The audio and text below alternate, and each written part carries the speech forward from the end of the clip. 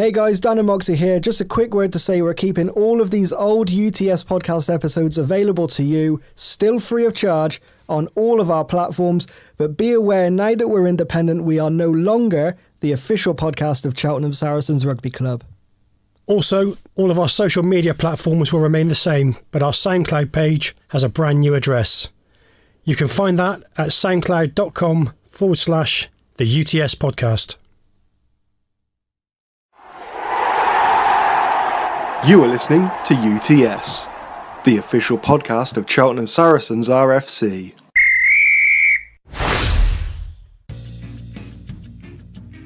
Hey guys, come on in, sit down, get comfy and put your headphones in, kick your feet up. This is our October episode. As always, I'm Dan Lodge, joined by my broadcast partner, Mark Moxie Collier, and we are coming to you live, almost, as it's recorded, from Sherry Corner. Now, before we get stuck in, we'd like to remind you that this is a completely amateur podcast worked on and run by volunteers who give up their spare time every month to bring you the best show possible. Everything we do on this show is fan and listener supported, and if you or someone you know owns a local business in the Cheltenham area and wants to advertise cheaply while showing support for an amateur sports club, we want to hear about that. You can contact both myself and Mark directly at utspodcast@gmail.com, and if you are interested in sponsoring or advertising on the podcast, make sure you set your subject header as advertising. September has provided plenty of action for our senior squads, as well as our youth setup, as the first team kicked off their competitive campaign with a trip to St Mary's in the Cup. Unfortunately, we came out with a loss on that one, and we'll talk a little bit more about that with our guest. The following week, though, September 10th, we made a slightly shorter trip to Longlevens, and we actually managed to come away with a pretty good 12-8 win on that, considering we were actually 8-0 down at half-time. So that was a massive turnaround there, a very much improved second half that we needed in that one. September 17th, we hosted our first Gloucester Premier fixture of the season, entertaining North Bristol, and we managed to bag a pretty massive 54-12 win. We've also had one match in October, as this will be going out on the 7th. On October 1st, we faced fellow blue and yellow outfit, Old Richians, in our third week, which was a fairly decent contest, but to be fair, their defence was just incredible. Unfortunately, we didn't manage to come away with a good result on that one. We did manage to come away with a 30-12 loss. Not ideal, but as you'll hear during our interview, their defence was just incredible. The Seconds also had a very good month, picking up a 43-14 win against North Bristol Seconds on September 17th, and a 36-28 win over Old Richian Seconds on the 24th, despite losing 21-12 at half-time. I think Captain Wayne Smallman actually picked up a hat-trick in that game in what was a complete turnaround in the second half. Fantastic game to watch. I'm sure the neutrals enjoyed it. Definitely one to remember, that one. Last week, however, unfortunately the Seconds came a little bit unglued in a losing effort, 13-17 to Stroud. Unfortunately, we've not had any third team games to speak of, as we're a little bit struggling with the unavailabilities and injuries, but hopefully that'll turn itself around in the coming weeks. Hand it over to Moxie. How did the under-14s do? The under-14s have played 3 matches so far, starting with a friendly against a Widden Old Boys team that beat us 4 times last season. But this is a new season, with some new players joining the Sarries family and a great win to start the ball rolling. This victory is even more special as the boys battled back from being 29-7 down at one stage. Usually their heads would have dropped, but the pups seemed to find inspiration from each other. They dug in and came back to win 47 points to 36. 7 tries were scored by the Sarries. They came from Harvey, Aidan, Joel, Fred, and 2 of the new lads. Keane got 1 and Taylor scored 2 tries. All but 1 were converted, with 3 apiece from Fred and Keane. It was great to have Keane back. He's returning from a broken leg. Then the following Sunday, the Cheltenham Tigers came to KGV. Again, they won all matches against the Sarries last season, including on tour in Barnstaple on the second day of the West Coast Festival tournament. But we now seem to have a new, more resilient squad that are looking forward, not backward, and decided not to chase this game, and stormed into a 22-0 lead, but the pups eased off the gas in the second half but held on to run out 27-22 winners. This time our tries were scored by Harvey, Joel, Noah and 2 from Joe. One of these was converted by Keane. They were difficult kicks. That's a great start to under-14s rugby. 2 from 2. Now though, fast forward 7 days to the opening match of this year's County Cup, where the visitors were Longlevens. This proved to be a difficult day for the Sarries lads. Not only did they lose to a very good, well-drilled side, who put 6 tries past them, but we lost our influential scrum half Harvey just before half-time with multiple cracked ribs. Get well soon, big man. As I said, Longlevens finished on top and went back over the border to Gloucester with a 35-7 win. Sarries' try was scored by Charlie and converted by Keane. Off the field, along with Harvey, the treatment room is now shared with our open side flanker Adam. A freak accident in training left him with a nasty arm injury and a trip to hospital. Get well soon, mate. Let's get our heads up and we'll move on to our next County Cup match, which is away at Stroud at the start of November. First team manager Scott Rowe joins us under the Sherry Corner bell to discuss a range of topics in rugby. It's a pretty good one. Longest episode we've had on the podcast so far, which is fantastic. And I seem to say this every episode, but I'm pretty sure this is actually my favourite one. I thoroughly enjoyed this. Moxie thoroughly enjoyed it. I thoroughly enjoyed it. Hopefully you will too. So here we go. Have a listen and we'll be back right after this. We'll kick things off with one thing I've always wanted to know. Where did that nickname come from? Thought you might ask that. It is actually rugby related, but many years ago when I was down at home from St Ives, we used to play touch rugby on the beach for hours on end, and once it's a rather innocuous story, but once I dropped a ball over the line whilst celebrating earlier try, and my friends turned around to me and said, "You've got hands like the Venus de Milo," which if anyone knows, any cultural listeners there will know it's the statue with no arms, so it kind of stuck. I know that's, and interestingly, it was a nickname that travelled with me to Cheltenham, because when I moved to Cheltenham, I went to play for the Tigers, and my brother was there, so he introduced me to everyone as he Venus, kept that going, and it stuck. And even my mother calls me Venus at times, so or V for short, whatever you like. I love the fact that he mentioned if there's any cultural listeners. Yeah, I mean, it might be too much to ask for. To be fair, I know Jimmy Mack listens a lot, so I think that's about as cultural as it gets. Well, he's a cultural desert, isn't he? So. Now you mentioned St Ives there. Yeah. Did you play a lot of rugby down in Cornwall? Yeah. Well, I played for. I made my senior first team debut. Actually, I remember coming on as a very green and nervous 18-year-old coming on off the bench to play against Redruth who were obviously quite high, played at a high level at that stage in a local derby. So that's where I made my first team debut, and I played for St Ives for several seasons on and off, depending on where I was in the country, because I went away to university and then I came back, and then I had a good year. The last season I played for them. We got promoted through the playoffs, and so that was a great way to finish my association with that club. So, and that was in my sort of. I think I played about 4 or 5 seasons for St Ives over the years, but between university and after university. Actually, kind of touching on that, can you tell if there's like a difference between the standards, like here and down in Cornwall? It's a difficult question to. I mean, I played for St Ives when they were not very good. I also played for them when they were very good.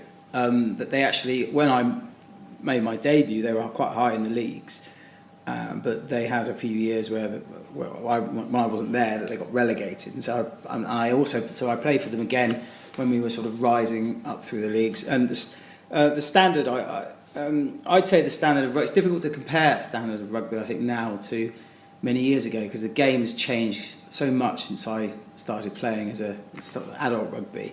I think the standard has improved. I think the advent of professionalism has made the standard of rugby go up. I think that's filtered down through the leagues, and so the standard of rugby, I think, has improved. overalls. I think everyone, a lot of players. Whereas when I started, none of the players, or even the first team players, they would never set foot in a gym or go and do weights or anything like that. Whereas that's quite common now for. Wouldn't have a smoothie at breakfast. No, exactly, and it was, all the, they'd be having fags in the changing rooms before the game, let alone after. So. Up here, 11 during. Huh? You what? Up here, 11 during. Well, yeah, I know. Sorry, I was rambling there a bit. I don't know if I answered that question or not. I would say the standard in Cornwall is loves its rugby. It's got a number of good teams, and there's a lot for quite small towns. They're able to, like for example, St Ives is a small town, was able to have a one really quite strong side, which I don't think a lot of other towns in the country, of that size could have such a good team. I suppose in that way actually it's not a fair comparison then really, because you've got a lot of teams here. I mean, you've got 5 in Cheltenham, Gloucester's only just down the road, so it's actually not a fair comparison really. Well, I think actually, we talk about, the southwest, which probably, in my view, even though Cheltenham's arguably in the Midlands, is it's probably the strongest region of rugby in the country. So certainly, I played rugby for Winchester, believe it or not, for a season when I lived in Southampton, and we were in the London leagues. And the London leagues were definitely, certainly at the time, I don't know if they still are, were weaker, I felt, than the southwest leagues, and certainly the rugby was not as hard. And a lot of the players weren't as uncompromising as. Is this you just subtly taking digs at Tom Patience, or? Well, Patience will fit in perfectly in that league. I think he does listen every now and then. A big shout out to him. Hopefully, yeah. Well, Chris Jenga. Shout out to Tom Patience for inventing Chris Jenga, which I've recently experienced. Very good. How did that go? Good. I've only actually. Sherry's not so good though. I've only had to do one glass of sherry, so far I've been quite nimble at it. Maybe it's being my sleight of hand's my thing, being a magician. So maybe I'm quite good with the crisps. Yeah, that just comes down to what drink you're drinking, I think, because there's a lot of people wanting to get involved when it was sherry, and then I think they drank all the sherry and the rum came out, and then that was. I saw that. Yeah, nobody wanted to play once the rum came out. Yeah, I was playing. I stopped just before the rum came out. That's madness, playing rum. Chris Jenga with rum. Oh, I've seen them do it with fire water and all sorts, and it's just, yeah. For those who don't know, for you as a non-drinker, Dan, is it? it's great to watch. It's a great spectator sport. Yeah, I'm not totally sure. I probably wouldn't be very good at it, whether I did or didn't drink. You should have a steady hand then. Not being a drinker, isn't it? Well, I don't know. Or smoker. Yeah, true. Actually, being Mr. Straight Edge, doesn't drink, doesn't smoke. Certainly in an environment like this, where it's just, I think I'm the only one, except for Mike Trigg, because he just can't hold his drink. But yes, Chris Jones is a great spectator sport. It is. You said you're a magician. When did you sort of start that? Well, some of the boys would have seen some of my magic. I don't tend to do it a lot, but I got into it about 10 years ago. I was at a works do, and I saw a magician who was really good and kind of blew me away. And after that, I just kind of got into it, and it's quite it's quite an addicting habit. And when you learn a lot about how it's done, you want to keep learning more. And I'm quite a solitary person, so I just enjoy spending time at home, and I'll just be filling with a pack of cards or something like that. So, yeah, some of the boys would have seen some of my stuff, but I don't tend to do it a lot. But yeah, it's a cool habit. It's a cool hobby to have. Not many other people do it. So yeah, I think I've seen you do 1 or 2 card tricks up here. So yeah, it's pretty good.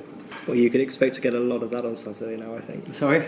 You can expect to get a lot of that. No, That's I'm a bit all out of now. practice at the moment, but I'll certainly go back into it again. Kind of going back to getting back on the track of rugby. I've been here for 5 years. I don't know how long Moxie's been here. Probably more than that, I imagine. Crikey. I don't know, to be honest. I don't know. Possibly more. I don't know. I swear you were here before I was. So Possibly. probably, at least 5 years, we'll say. And I can honestly say I don't think I've ever seen anyone who hates losing as much as you do. And I'm not a fan of losing. I'm a guy I will lose my, excrement, shall we say, when we lose. Probably a lot of people already know.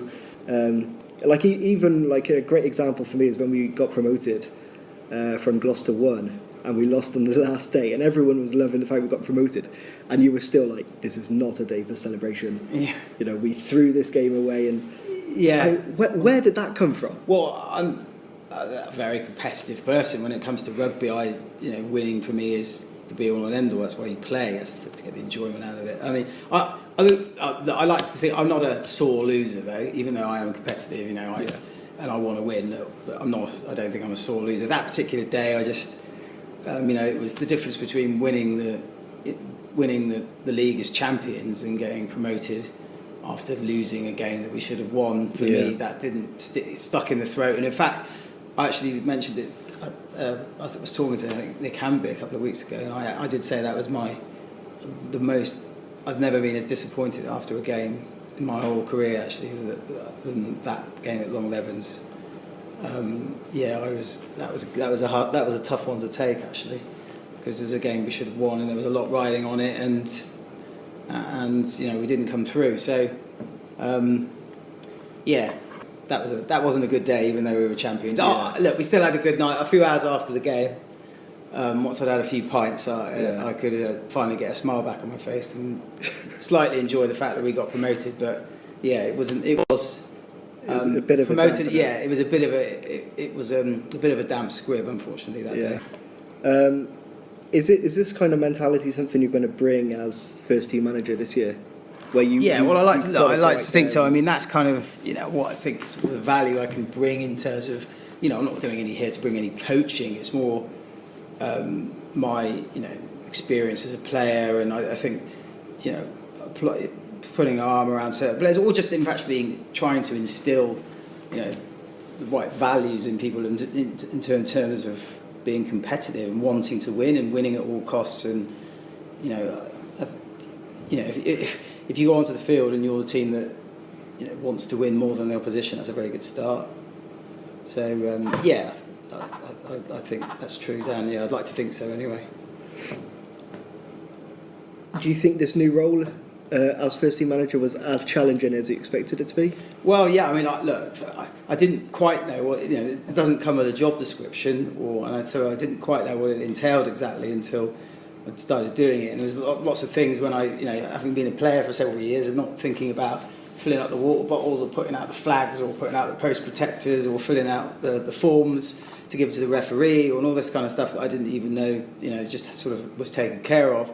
It's taken me a few weeks to get to grips with actually some of the admin that I need to do, which I've never done before. So, but now I think I'm slowly getting to grips with it, and it's good to have Josh Jackson helping out at the weekend to do some of the mundane that I don't want to do, so I can actually spend more time actually sort of talking to the players and or watching and seeing what areas there are that then I can provide some input on, which has some value. I mean, is it more difficult now to watch now that you've stopped? That's a good point. It's funny you say that, because yes, it's much more difficult to watch. As a player, when you're immersed in the game, you're so involved in the game and your adrenaline's going, that whereas you're on the sideline, you just there's nothing that you can do in it. I found myself certainly against that Long Levens game, the first game of the season. I was sort of towards the end. I was up and down the touchline biting my nails, and because it was quite close at the end. When you're playing, you don't feel that way. You just get on with it. So I'm not a great spectator in that respect. I'm sure my frustrations will probably boil over more than once this season. I mean, I noticed it since I started coming up here and playing for the thirds, and I know I haven't played for a while, but it's the hardest thing to do is to watch, especially when it comes to the Six Nations, because I'm a massive Ireland fan. It's the most difficult thing to do. And I don't know, I thought maybe it was just me, but Well, you're not averse to throwing a few comments in the referee's direction, are you? So, I'm trying to be good this season. That's why I'm staying the other side it of is the hard barrier. sometimes. I know. But actually, you know what? I'll address this actually because it's a good thing you brought it up. I mean, a lot of the stuff I say to officials on a match day, it's all heat of the moment. I can honestly say, if we're gonna name drop here, if I can remember his name, Ian Waters, and you might remember him because he refereed us when we went down to St Mary's Old Boys a couple of years ago, and we drew 25 all. And he pinged Nick Hanby for being off his feet at a ruck, despite the fact he stepped over and legally stole the ball because they had no men at their breakdown.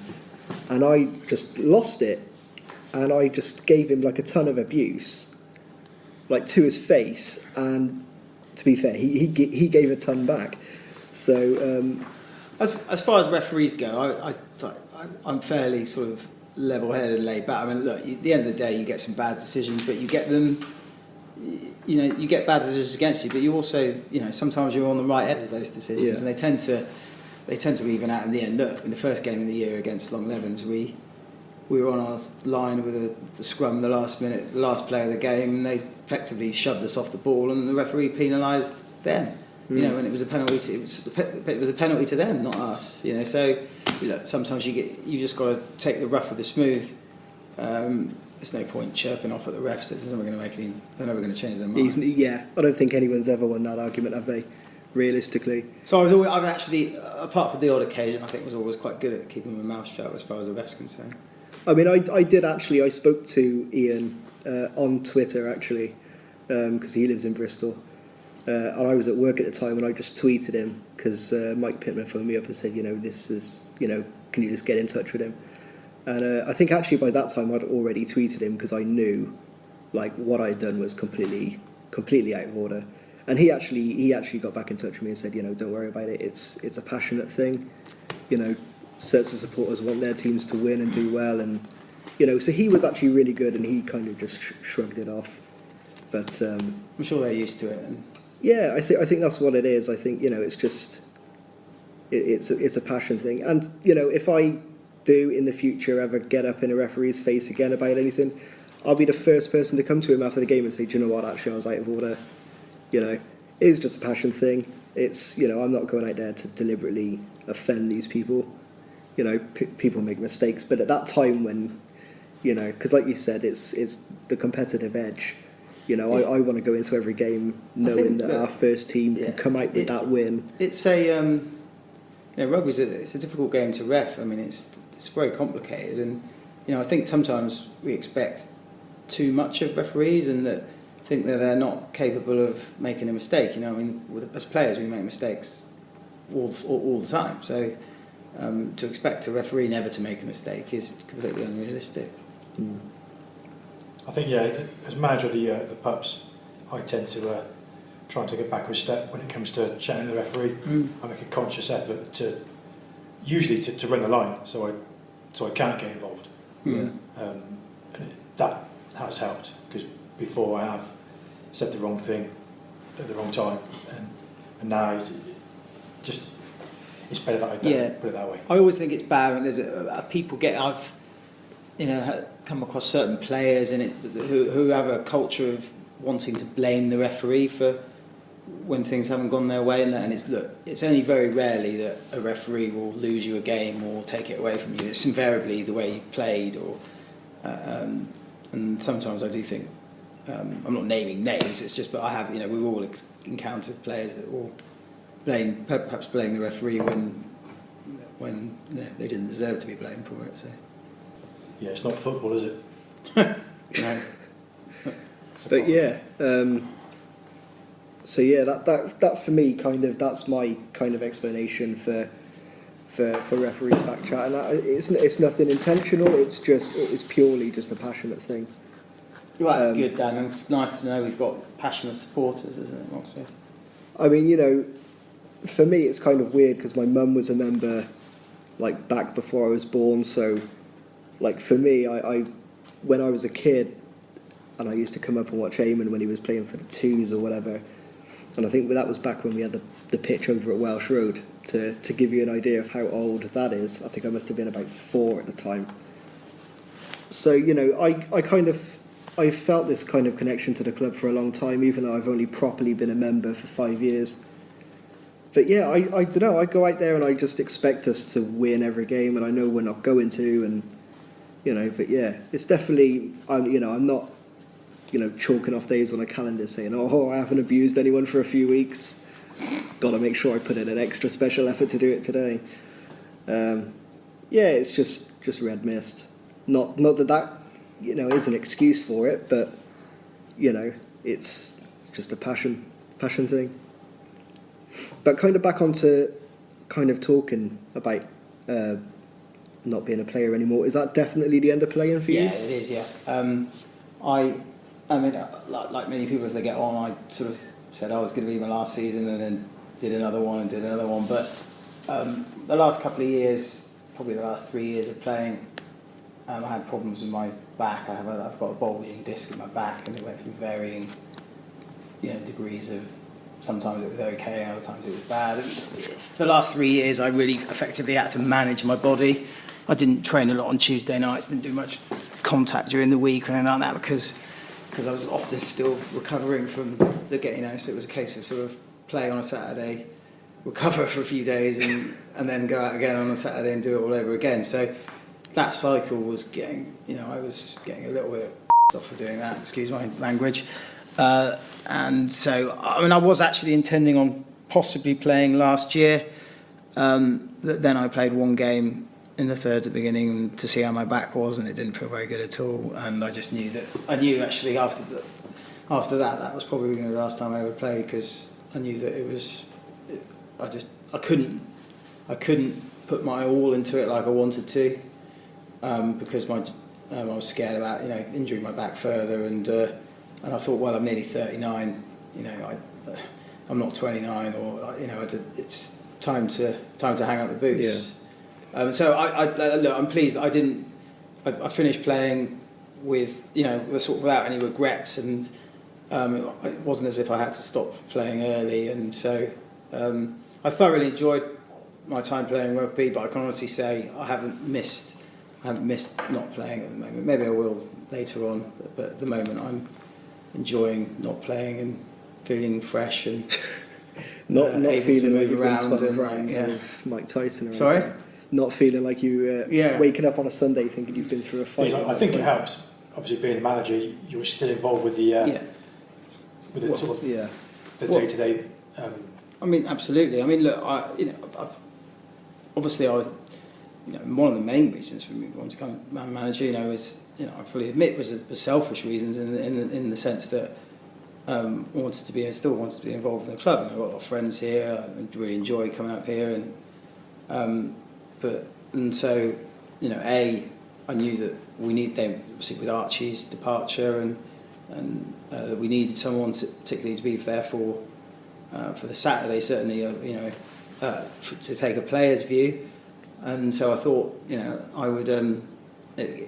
Able to fill that gap, and also for me to stay involved in a greater capacity than simply standing on the sideline, and it does, and so far I'm quite enjoying it, and as I said before, I don't actually miss at the moment playing, so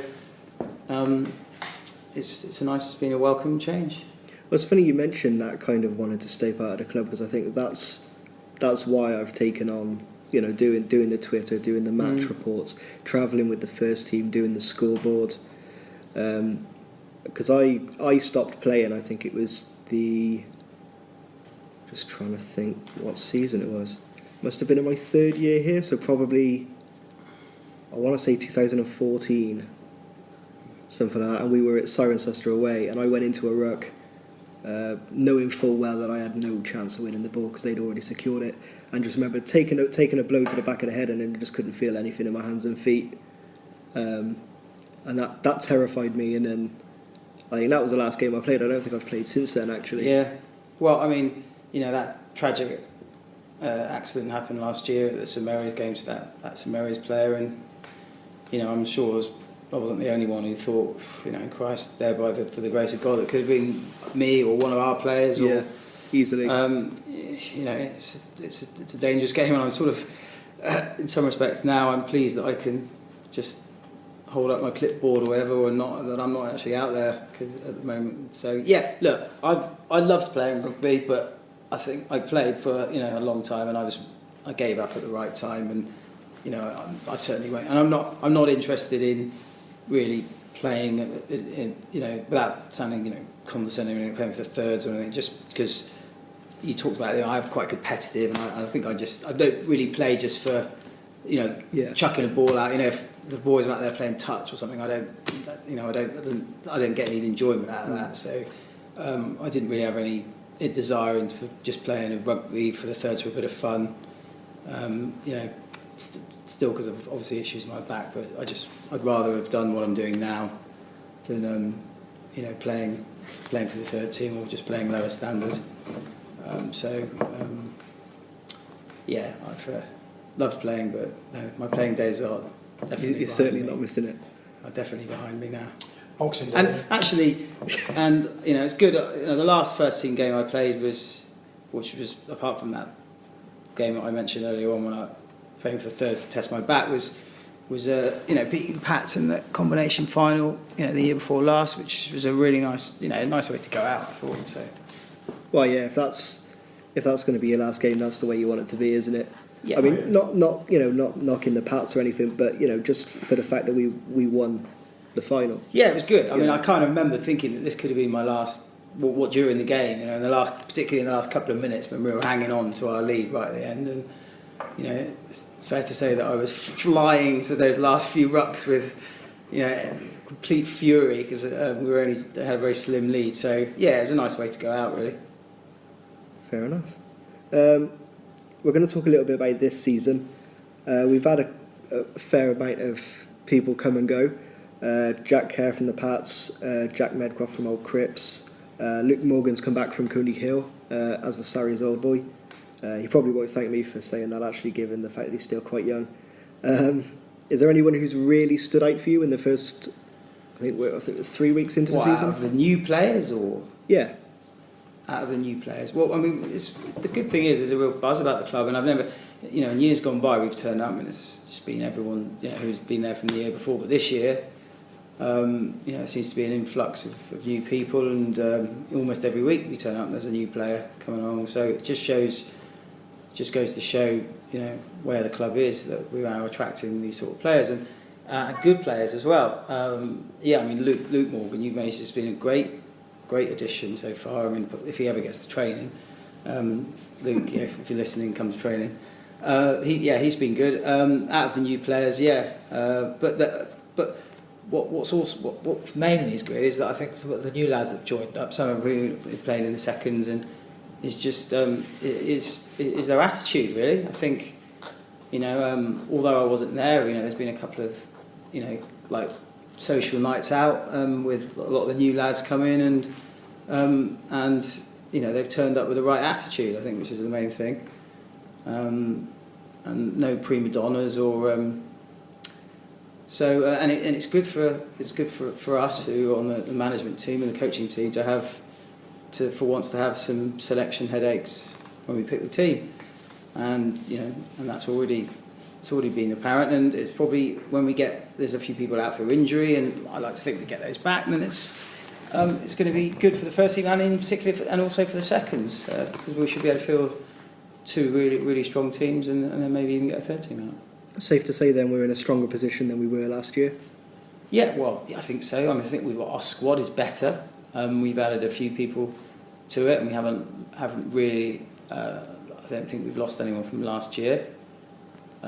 So I think last year we consolidated pretty well, and towards the end of the season, I thought we played really well.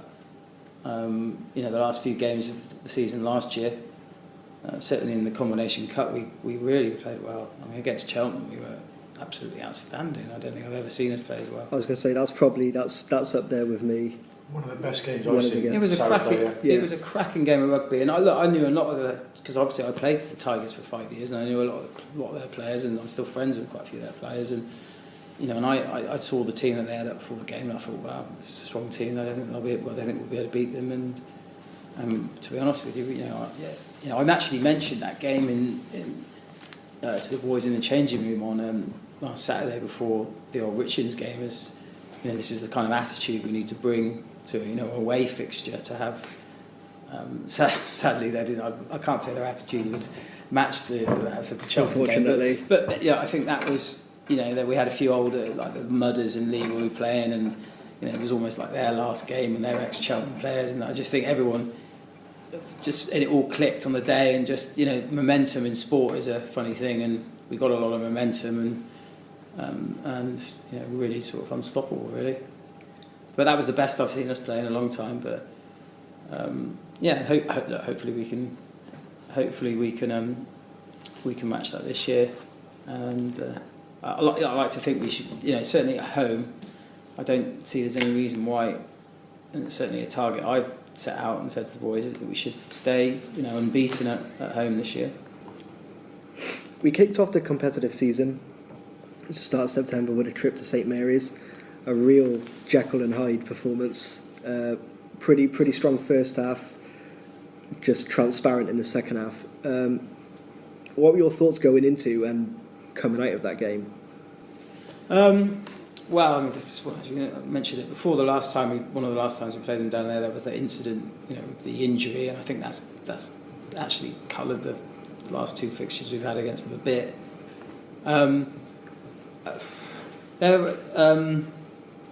It was. Look, so far we've played the games I've seen. We've played well at home and we've played poorly away. And that. I'm sad that that I've not managed to solve the riddle of why teams are able to play well at home and then not perform away. But they didn't look like a particularly good, strong team. I think they've had a mixed start. It wasn't a good performance. But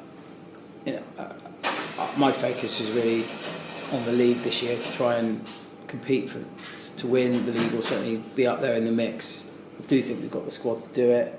That was a cup. Having a cup game as the first game of the season, I don't think is ideal. Unfortunately, I wasn't surprised that we lost that game. But anyway, I don't think there's any. I think we'll beat them at home, certainly in the league, and I don't see any reason, if we have a strong team, why we shouldn't turn them over down there in the league as well. We started the league. Long Levens away. Yeah. We mentioned, of course, Long Levens earlier on. Was there anything specific you worked on before that kind of league opener, or was it just business as usual? Yeah, well, we didn't know quite what to expect. You never do you? The first league game of the season. Long Levens last few years have always been quite, and I thought they were a good team. That was that game, actually, I think we managed to win that game, despite the fact that I thought we were second best for most of it.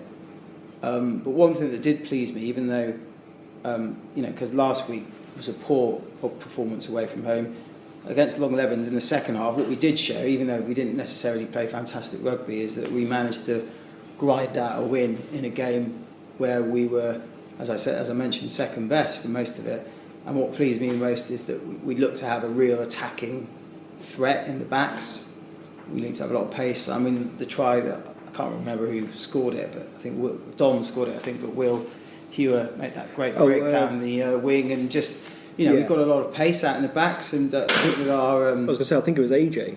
Yeah. Yeah, because he put the ball wide, and Will Hewer has just missed their he's defence. got massive pace, and then he's... So that pleased me, that we were able to score. I think we scored 2 tries from a breakaway position. I think we were actually under a fair bit of pressure at that time. They were deep in our 22. If I had been the Long Levens coach, I would have been immensely frustrated about losing that game. It was a game that they probably should have won, but it was a great win for us, and it was a pleasing win to win down there, because we owed them one, and we hadn't won down there for, I think, several years, in the game I talked about earlier on in particular. So it was nice to get one over on them, and to start the league campaign with a win. I think it's really important to always start with a win. the following week, actually, we picked up a pretty huge win at home to North Bristol. Do you think, kind of looking back to the St Mary's game especially, do you think that huge win over North Bristol was enough to make up for that, or do you think... It's always nice to have a home game where you just run over someone and score lots of tries. It creates confidence and a good feeling, which and create momentum that you can carry on to the following week. So I thought we played well. We did play well, and they weren't a great side, but we put them to the sword, and we were quite ruthless, and it was a good performance. I mean, they did comment actually we'd recruited very well, because I think they actually did the double over us last season. They did. Yeah, that was the game where the Jimmy Mack refused to go in the tunnel after the game because he was. The ref gave a last-minute penalty try or something like that. Controversy. Whether or not it was a penalty try, I don't know. To be honest, I can't remember. It wasn't. I remember watching it. It wasn't. It was a penalty to us. It's not a penalty try. Or maybe it's justified then. I don't know. I remember kind of seeing it go down, but I was too far away because I was at the scoreboard end, and they were at the far end at the housing estate end. So but my eyesight's not great, so I had just no idea of what happened at that end. But they said themselves actually we'd recruited very well, so it's nice to have that recognition. We've got a few players in this year. Well, I think our backline in particular, when we've got a full strength backline out, we really do look to have a cutting edge and some pace that we've perhaps not had in the past. Unfortunately, we've got a couple of players have taken a knock. We've lost James Butts for a few weeks. Don't know how long he's going to be with his ribs. Unfortunately, AJ looks to be out for quite a long time as well, with a shoulder problem. So, that's a bit of a setback for us. They're two good players, not easy to replace. But the good thing is we've got, I think now for once we have got, a squad that is able to sustain a few injuries, and we can still put a really strong side out on the park. Whereas perhaps in years gone by, if we've lost 2 or 3 key players, we didn't have the strength and depth to replace them. I suppose we'll have to talk about it, seeing it's only last week. Not a great day at the office against Old Richians. No. I mean, look, they were a good side. I thought they were very well organised. They clearly, I think, been playing together. I think they got promoted again last year. I think they've got the same team. They've obviously got a well organised outfit, well coached. They've got a couple of marquee players almost. And then what's his name? Terry Fanalua was in his early 40s and still look pretty classy, setting up 2 of their tries. And we were off the ball. We didn't play particularly well. It was disappointing after how well we played against North Bristol. I thought our decision making wasn't great, and the general sort of energy levels weren't probably where they needed to be. But we weren't playing against. They were a good side, and so we struggled to break them down. In truth, we had plenty of ball, but we couldn't do a lot with it. But I don't think many teams will beat Old Richians. If any teams will beat Old Richians, certainly at their place this year. I think it looks like that they might be the ones to beat already. So it's by no means a disaster. We can. Not that I want us to lose many games, but I think we can afford to lose, several games this year, and still be one of the top 2. So it looks like a topsy-turvy league already. Well, things are still pretty tight, aren't they? Yeah. So literally, I don't think only one team's won all their games so far. Richmond's.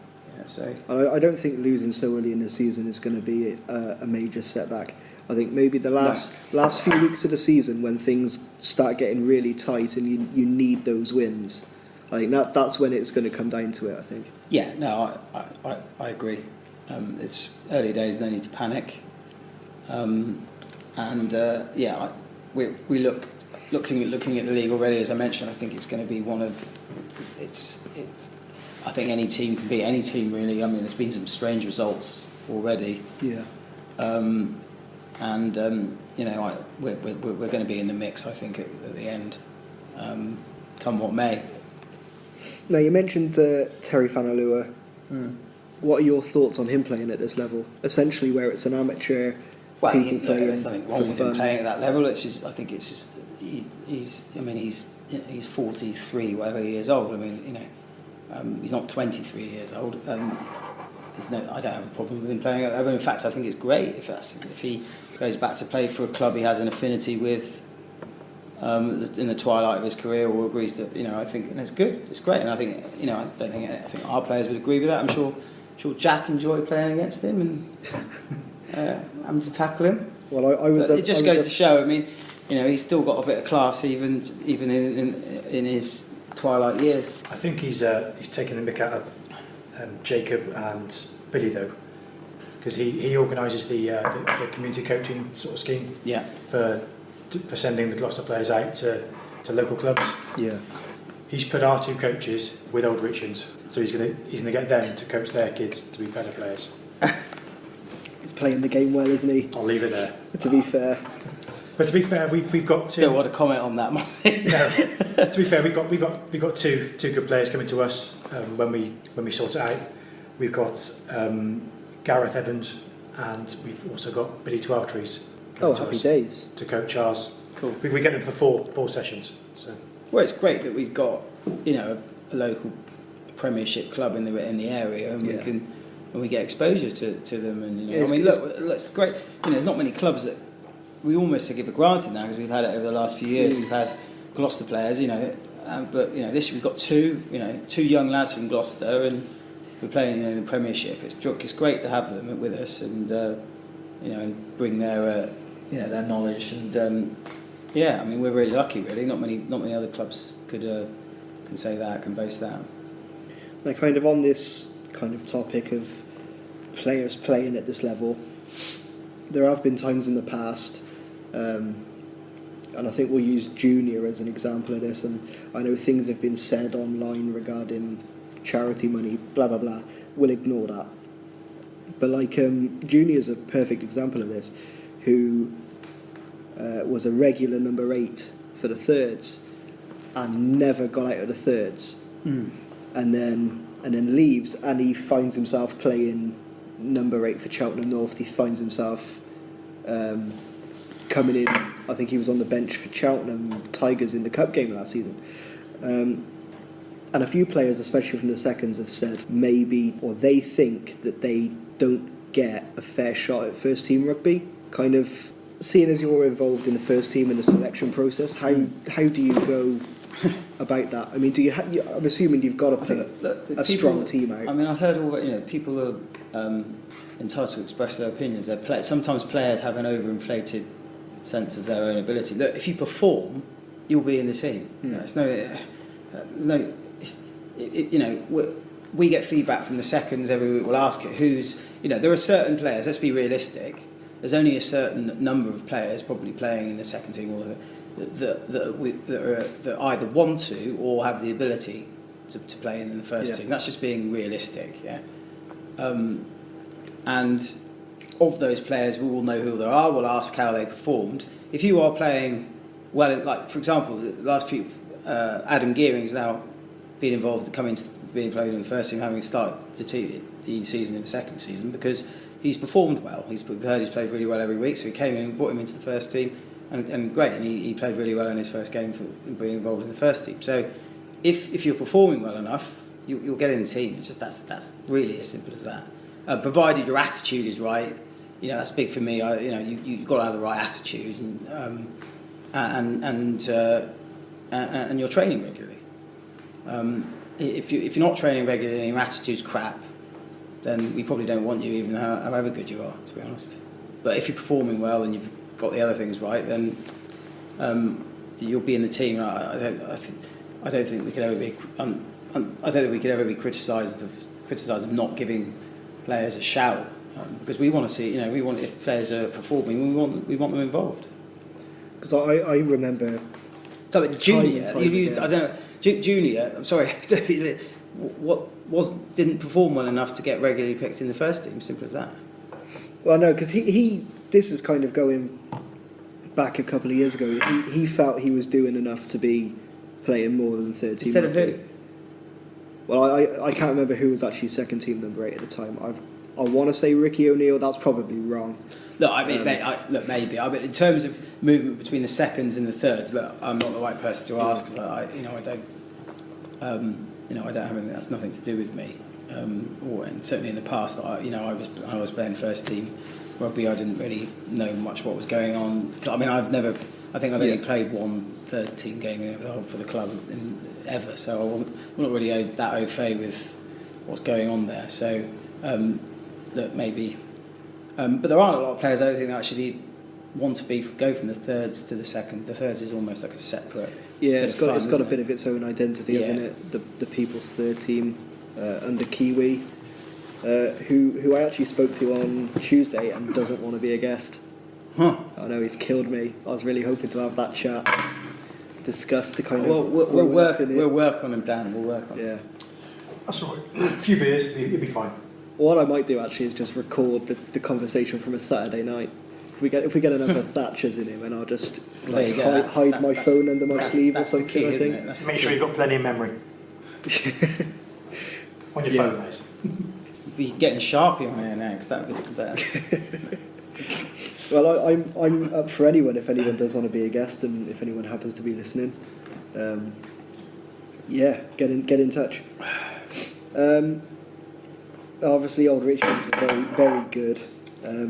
As we've mentioned, incredible defence. To be honest, I'm going to just come right out and say it, and it will kill me to say it, being such a biased about it. But I honestly don't think I've seen a team play that well defensively at this level. Yeah, no, you're right, Dan. And that kills me to say it. But their defence was very, very good. I was talking to Billy and Jake when asked me, obviously, how this game went, and I said to them that thing. I said their defence was very good, and I felt that we could have been out there for another 2 hours and we wouldn't have scored a try. Yeah. The only way I saw us scoring a try was through the driving line out. Really, their defence was very strong. Yeah, we weren't able to penetrate them at all. Really.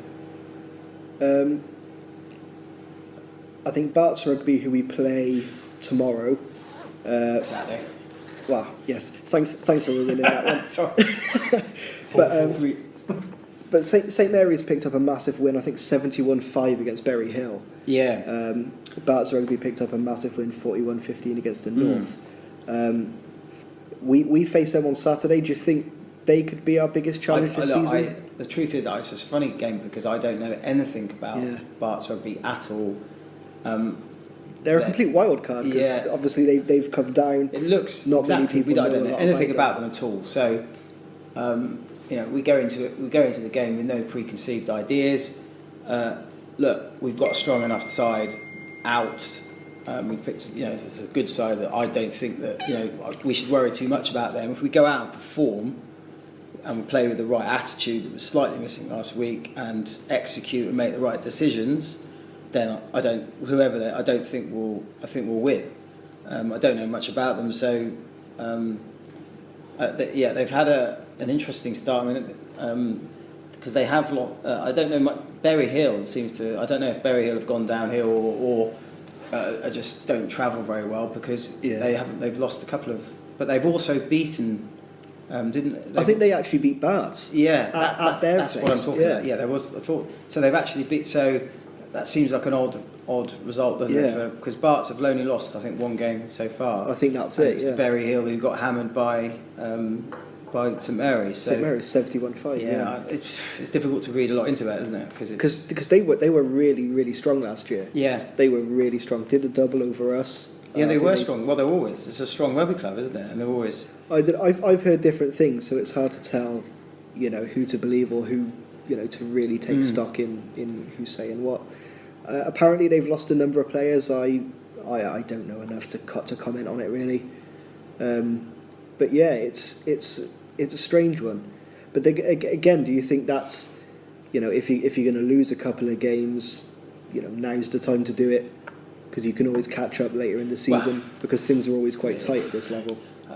Really, I mean, it doesn't really matter when you lose them or win them. I mean, what you're talking about, Berry Hill, or I mean, well, they've been clubs go through cycles, you know. I mean, they were quite an older team. You know, I was playing against Berry Hill, you know, last sort of, you know, for 3 seasons or so, and they had the same side, which was based around a lot of quite old, large forwards. You know, guys in their sort of my age, you know, in their late 30s, and they probably jacked it in. And then suddenly you take 1 year, you take 3 or 4 of those out of a team, and then they're not, you don't have people there to replace them. So it may be that Berry Hill, you know, traditionally strong club, are just going through a bit of a transitional phase.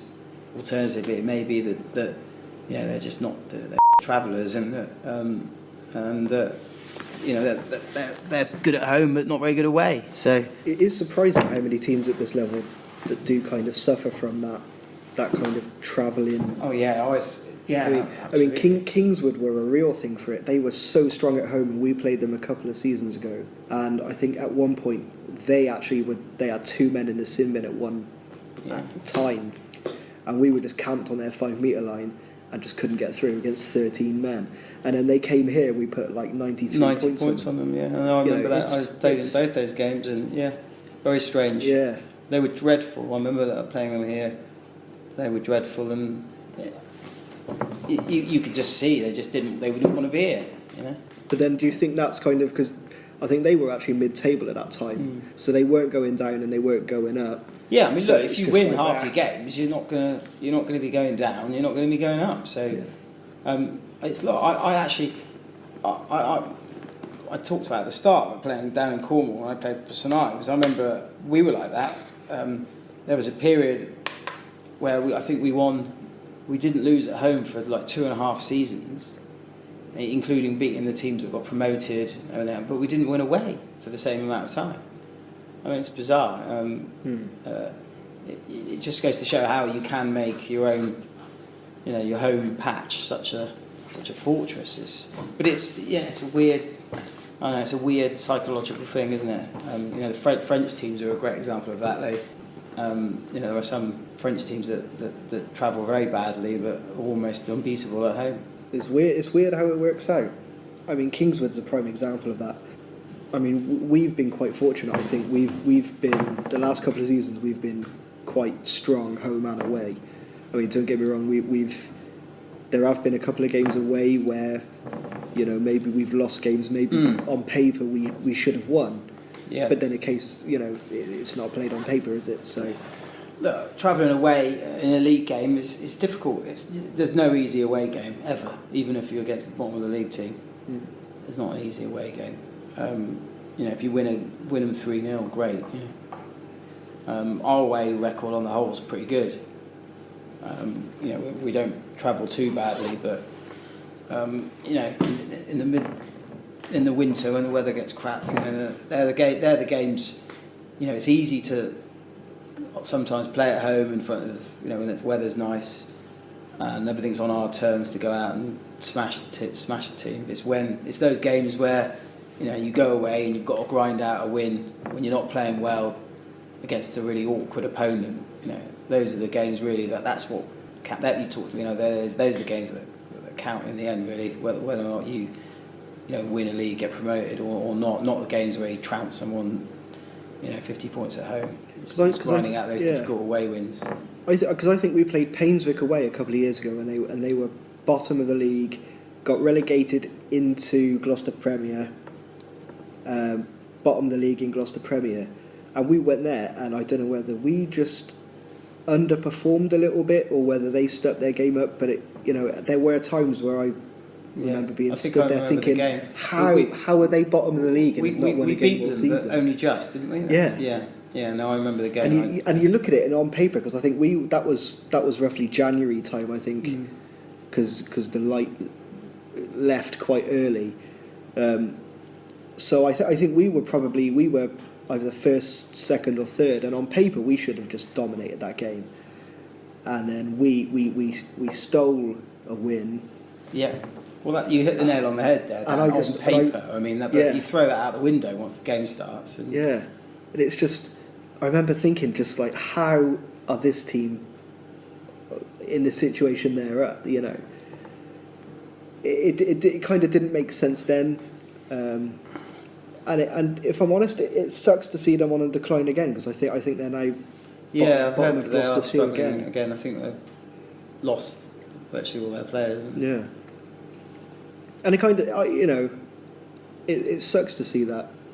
Actually, you know, I'm not exactly a sympathy type of guy. I'm not the most sympathetic person. But yeah, actually, you know, I think maybe because we've been there as a club. Is it the same as what's happening in the youth teams with Painswick, where they tend to I don't know. go across to Minchinatu? Because it's funny you say that, because I think the team they brought down to the sevens was mostly their under 17s, Right. and they put on a hell of a performance, you know. So actually, I don't know whether it's just their youth systems are still strong, but they're just not old enough for senior rugby yet, or whether the club as a whole is kind of sinking. But ship. every club has it. We've had it in the past. Cheltenham Tigers have experienced it recently. They went through a period in the doldrums and couldn't even get a second team out, barely a first team. Now they're rising a bit again. You know, it's just the ebbs and flows. It happens at every club. It's happened at other clubs I've played at. Happened to my hometown club, St Ives. We went through a period of going through the doldrums. You know, it just, unfortunately, that's what happens. You know, we're in a good place at the moment, and hopefully we stay that way. But you know, you never know what's around the corner. It's weird how rugby works. I am now going to hand over to Mark. Mark's going to do our quick draw questions. Just quick fire questions. Quick fire questions. Yeah. Right? Just one or the other on most of them. Right then, 4x4 or sports car? I know nothing about cars. I'll just say sports car because it looks Okay. better. Red or brown sauce? Brown, undoubtedly. North or south? South. First one to say that. Bacon or sausage? Bacon. Football World Cup or Olympics? Football World Cup. Win the league outright or through a playoff game? Ooh, that's a good. Even Bearing though in mind you go up either way. I'd say win the league outright, obviously, but it is fun to win a playoff game. Having won one myself, it's a great experience, a good day out, for the club, and we had you know, for a player, it's almost great to win a playoff. It feels good, but no, win the league outright is, you know, you're the best team, aren't you? These are some sort of slightly stranger questions. Toes as fingers or fingers as toes? I don't even understand that question or the premise behind it. Sorry, am I missing Would you rather something? have fingers as toes Right, I see what you mean. or Right. toes as fingers? Would I rather have fingers as toes or toes as... I'd rather have fingers as toes. Okay. Any reason for that? Put you on the spot. Justify it.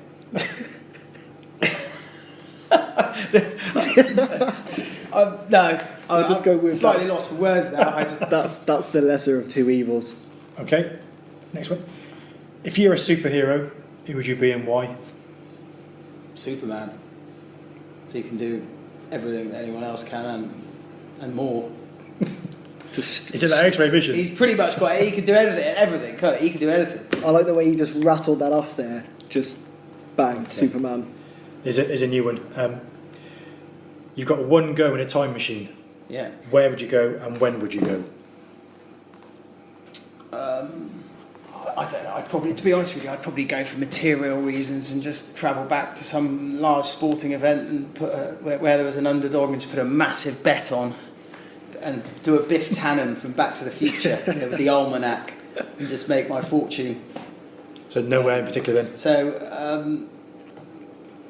no, not really. As I said, I'd use it. No, but if for purely enjoyment reasons, I'd probably, I don't know, maybe go back to have a look at what the dinosaurs look like or something like that. We don't quite know what they look like, so. Strange, because everyone says go backwards. Yeah, they do. Yeah. Well, I don't know. I'm not sure there's that much to look forward to in the future. I think it'll be quite bleak. And you want to see what's going on? Actually, I'd be tempted to go like ahead a few months and just see who wins the American election, and then come back and warn everybody. Well, Don't vote Trump. There's no there's no good outcome. There's no winner there, is there? There's no good Get in outcome. political on the There's podcast. no good outcome in that election. right. Last question. Apart from obviously Sweet Caroline, what's your karaoke song choice? Too Much Love Will Kill You by Queen. Bang. Not going to ask you, by the way. I'm not going to sing it now. Cool. That's it. Done. One last question. Yeah. You mentioned it earlier, so you've probably actually answered this one already. The big goal for this season? Win the league, combination cup. What's the aim for this season? Well, we've got this year. Last year we sort of consolidated well. This year, with the players we've got, we've got to be looking. We've got to have a goal.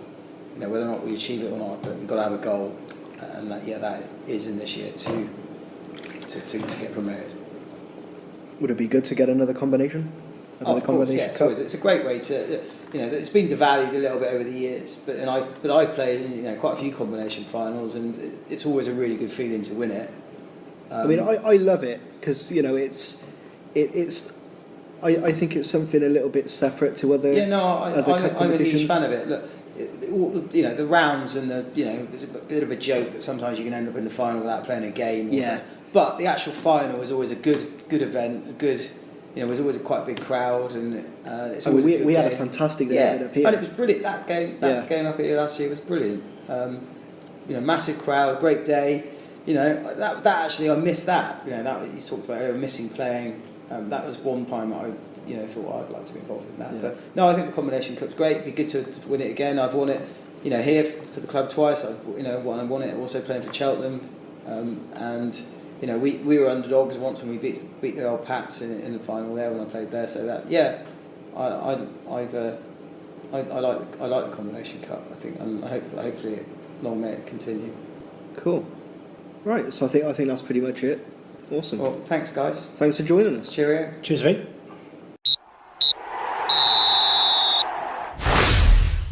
Huge thanks to Scott Rowe for coming on to sit down with me and Moxie. Thanks again.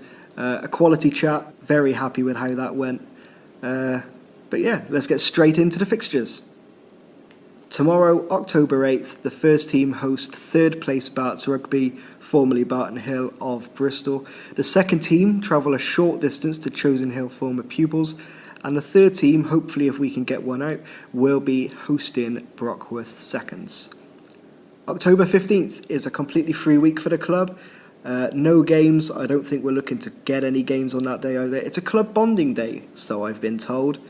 A bit of a day out, a bit of a social day for guys from all three sides to get to know each other a bit more. If it's anything like the last club bonding day, I have no doubt it'll be absolutely hilarious. October 22nd sees the first travel away to Berry Hill, and judging from their form, it'll be a bit of a tough game at their place. The second team take on Coney Hill here at King George V, and the thirds are away to Old Saints.